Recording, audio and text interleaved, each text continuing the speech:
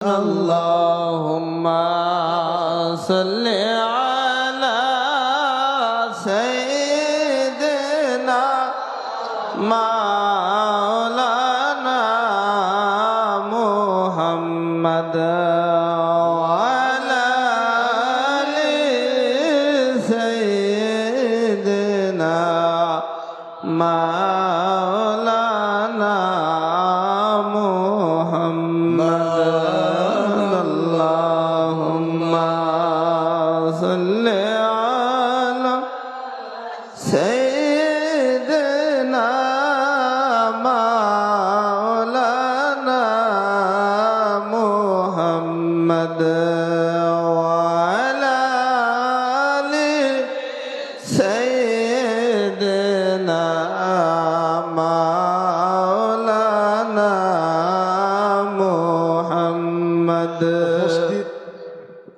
আজকের এই পবিত্র মাহফিলের সম্মানিত সভাপতি সাহেব, উপস্থিত আমাদের দরং জেলা তথা আসামের সুন্নি জামাতের আলেমের উস্তাদুল আসাতেজা, পীরে তরিকত রেহবরে শরিয়ত জামে মাকুলাত ও মনকুলাত সুফিয়া বাসবা হজরত আল্লামা মৌলানা আবেদ হোসেন রিজভী সাহাব, উপস্থিত হুজুরেরই ছাত্র আমাদের আসামের আহলে সুন্নাত ওয়াল জামাতের গর্ব হজরত মুফতি অলিউদ্দিন মিসবাহি সাহাব কিবলা, উপস্থিত স্টেজে বসা মুকাদ্দাস মুআজ্জাজ উলামাই কেরাম, হুফাজে কেরাম, কুররাই কেরাম, মাদ্রাসার তালবা সকল, অতি সরদার রাইস, আমি সকলকে আরেকবার সালাম জানাই। আসসালামু আলাইকুম ওয়া রাহমাতুল্লাহি ওয়া বারাকাতুহু। ওয়ালাইকুম আসসালাম ওয়া রাহমাতুল্লাহি ওয়া বারাকাতুহু। সকলেই মিলে অন্তরের হৃদয় থেকে আল্লাহ পাকের শুকরিয়া আদা করি, সকলেই বলি আলহামদুলিল্লাহ। আলহামদুলিল্লাহ। আরো জোরে কই আলহামদুলিল্লাহ। আলহামদুলিল্লাহ। আমি আসলতে এই জায়গার ভিতরে বক্তব্য দেওয়ার জন্য আসি নাই, যেহেতু আমাদের বক্তব্য দেওয়ার জায়গা সারা আসামে এবং আসামের বাইরে অনেক জায়গা যেহেতু আমাদের আছে, তো আজকে আসলতে হুজুরের বাড়িতে দোয়া নিবার জন্য আমরা এই জায়গার ভিতরে আসছি। ইমাম বুখারী আলাইহি রাহমা ওয়া রিদওয়ান, যিনি বুখারী লিখছেন, যিনি বুখারী লিখেছেন কিতাবুল্লাহর পরে, আল্লাহর কিতাব কোরআনে মুকাদ্দাসের পরে সবচেয়ে যেটা আহম কিতাব, কোরআনের পরে সবচেয়ে যেটা বড় কিতাব, তার নাম হলো বুখারী শরীফ, যার ভিতরে প্রায় ৭,০০০ হাদিস আছে। কত হাদিস? কথা কয় না। ৭,০০০। ৭,০০০ হাদিস যে বুখারীর ভিতরে আছেন। আর ইমাম বুখারীর হাদিস পড়ায় মুখস্থ আছিল প্রায় ৬ লক্ষ হাদিস মুখস্থ আছিল। কত লক্ষ? ৬ লক্ষ হাদিস মুখস্থ আছিল। ৬ লক্ষ হাদিসের ভিতরে উনি বাইশে মাত্র ৭,০০০ হাদিস দিয়ে বুখারী শরীফ লিখছেন। তো ইমাম বুখারী আলাইহি রাহমা ওয়া রিদওয়ান উনি বলেছেন, ইয়াবদাউ মান কানা আলাল্লাহ ওয়া ফারদাউ লিকানা তাজিমান মান হুয়া আলাইহিল কিতাব। ইমাম বুখারী আলাইহি রাহমা ওয়া রিদওয়ান বলেছেন যে একজন মানুষ যদি ইচ্ছা করে উস্তাদের খেদমত করে করে ও আল্লাহ পর্যন্ত যাইতে পারে। সুবহানাল্লাহ বলেন আপনারা? সুবহানাল্লাহ সুবহানাল্লাহ। বুখারী বলেছেন যে একটা ছাত্র যদি ইচ্ছা করে ওনার উস্তাদের খেদমত করে করে আল্লাহ পর্যন্ত যাইতে পারে। কেউ যদি আল্লাহ পর্যন্ত যাইতে পারে, আপনি আমারে বুঝান পৃথিবীর ভিতরে আরো কোনো বস্তুর দরকার আছে? আপনি যখন আল্লাহ পেয়ে গেলেন তারপর আরো কোনো দরকার আছে নাকি? কোনো কিছুই দরকার। ইমাম বুখারী আলাইহি রাহমা ওয়া রিদওয়ান, ইমাম বুখারী বলতেন যে আমি একদিন খুব ব্যস্ত ছিলাম। ইমাম বুখারী 18 বছর বয়সের সময়, কয় বছর? 18 বছর বয়সের সময় ইমাম বুখারী মুহাদ্দিস হয়ে গেছে, মুফাসসির হয়ে গেছে, মাত্র 18 বছর বয়সে। ইমাম বুখারী বলতেছেন যে একদিন আমি খুব ব্যস্ত ছিলাম। ব্যস্ত মানে কি? আপনারা জানেন না যে আলেমের ভিতরে হিংসা আছে না? কথা কয় না? মাছ ব্যবহারের ভিতরে একটু হলে হিংসা আছে না? প্রত্যেক জায়গাতে হিংসা আছে, কিন্তু আমরা আলেমের ভিতরে একটু বেশি আছে। তো আলেমের ভিতরে হিংসা। তো 10 জন মুহাদ্দিস এরা বলছে ইমাম বুখারী 18 বছর বয়সের ভিতরে এত বড় আলেম হয়ে গেল, আমাগরে মানুষের হইস করবার আহে না। ইমামে বুখারীকে ফাঁসানির জন্য এক মসজিদে ইমামে বুখারীকে দাওয়াত দিছেন। কি করেছেন? কি করছেন? দাওয়াত দিছেন। 10 জন মুহাদ্দিস মিলে ইমাম বুখারীকে দাওয়াত দিছেন আর বলছেন আজকে তো ইমাম বুখারী আসবো, দেহি উনি কত বড় আলেম, আমরা ওনাকে ফাঁসাই। কি করবো? ফাঁসাই। ইমাম বুখারী গেছেন, মনে মনে বসে আছে। 10টা মুহাদ্দিসে 10 জায়গার থেকে হাদিস পড়া আরম্ভ করছে। একটা করে মুহাদ্দিস 100 করে হাদিস পড়ছে, 100 হাদিসই উল্টা পড়ছে। কি পড়ছে? মাঝে মাঝে একটু সাইডে দিয়ে একটু পড়ছে। একটা মুহাদ্দিসে 100 হাদিস পড়ছে, মাঝে একটু সাইডে দিয়ে পড়ছে। আরেকটা মুহাদ্দিসে 100 হাদিস পড়ছে, মাঝে একটু সাইডে পড়ছে। আরেকটা মুহাদ্দিসে 100 হাদিস পড়ছে, মাঝে একটু সাইডে পড়ছে। এরা ভাবছে দেখি ইমামে বুখারী কি বলে, কিন্তু এত বড় আলেম হয়েছে কি বলে। আমরা যখন 10 জন আলেম মুহাদ্দিস 100 করে হাদিস পড়লে হাদিস কত হইল? 1000 হাদিস যদি কেউ উল্টা করে পড়ে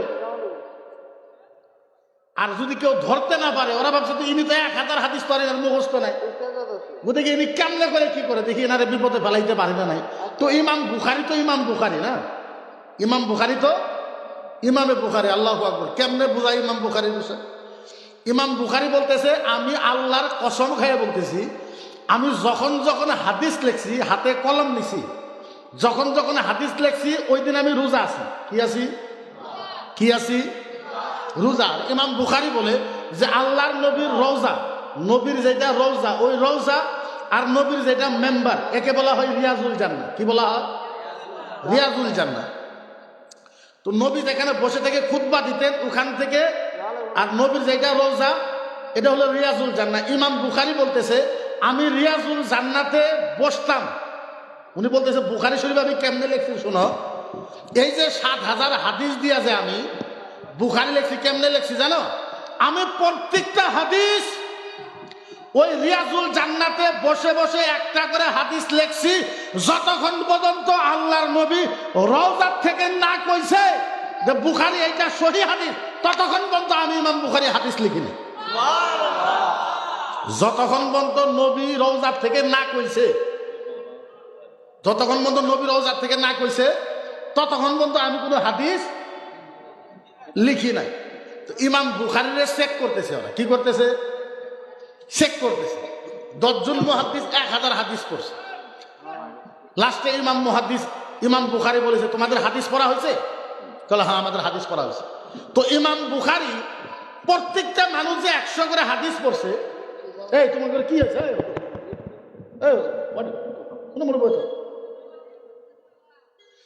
ইমাম বুখারী 100 জন 10 জন মানুষ যে 1000 হাদিস পড়ছে, ইমাম বুখারী 3 ঘন্টার ভিতরে, কয় ঘন্টা? 3 ঘন্টার ভিতরে 1000 হাদিস উল্টা শুনছে। 1000 হাদিস 3 ঘন্টার ভিতরে উল্টা শোনার পরে 3 ঘন্টার ভিতরে 1000 হাদিস উল্টা করে পড়ে অর্থ বুঝাইছে। তারপরে ইমাম বুখারী 1000 হাদিস 3 ঘন্টার ভিতরে আবার ওই উল্টা হাদিসকে সিধা করে পড়ে ওদেরকে অর্থ শোনায়। সুবহানাল্লাহ। এরা যে হিসাবে সাইরে হাদিস পড়ছিল, সাইরে 3 ঘন্টার ভিতরে মুখস্থ করছে। আপনি চিন্তা করুন, আমি যদি 1000 হাদিস ভুল করে পড়ি আপনার সামনে, 1000 হাদিস আমি জীব করি ভুল করে পড়বো, এরকম মনে রাখা হবে না আপনার? না। ইমাম বুখারী এই 10 জন মুহাদ্দিসে যেমনে ভুল করে 1000 হাদিস পড়ছিল, 1000 হাদিস ইমাম বুখারী অন্য করে পড়ে অর্থ শুনাইছে। ইমাম বুখারী আবার শুদ্ধ করে পরে আবার অর্থ শোনাইছে। সুবহানাল্লাহ। তো ইমাম বুখারী আলাইহি রাহমাতুল্লাহ বলেছে, ইমাম বুখারী আলাইহি রাহমাতুল্লাহ বলেছে যে আমার কিচ্ছু আসলো না, কারণ আমার বাপের খুব দৌলত ছিল। ইমাম বুখারীর খুব দৌলত ছিল। কি ছিল?